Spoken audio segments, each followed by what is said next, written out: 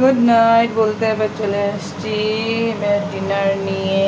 তো রাত্রে ডিনারের রেডি চলছে, এখানে বসিয়েছি জোহা চাল দিয়ে ভাত। আর ভাত একটা কি দিলাম, ও সরি ভুলে যাই, একটা লং, এলাচি আর দারচিনি দিয়েছি। হাজব্যান্ড বলছে যেহেতু আজ নিরামিষ, নিরামিষ খাবে না উনি। উনি একবেলা নিরামিষ খালে সেকেন্ড টাইম আর খেতে চায় না, যে এর জন্য সকালে ভাত খেয়েছে, দুপুরে ভাত খাইনি।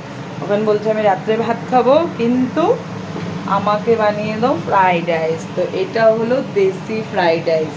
এখানে সোয়াবিন, বিন, পেঁয়াজকলি আর কাঁচামরিচ কাঁচামরিচ ভেজে ফ্রাই করে নিয়েছি। আর এখানে ঘি রেখেছি।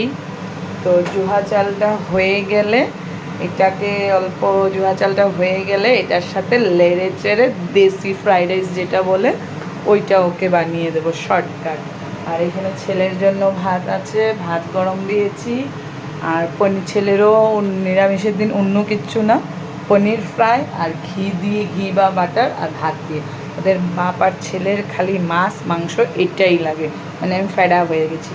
তো আমার মতন কার কার ঘরে নিরামিষের দিন এইসব জ্বালা হয় কমেন্ট সেকশনে এসে জানিয়ে দিও। ওম সাইরাম, ভালো থাকো, সুস্থ থাকো।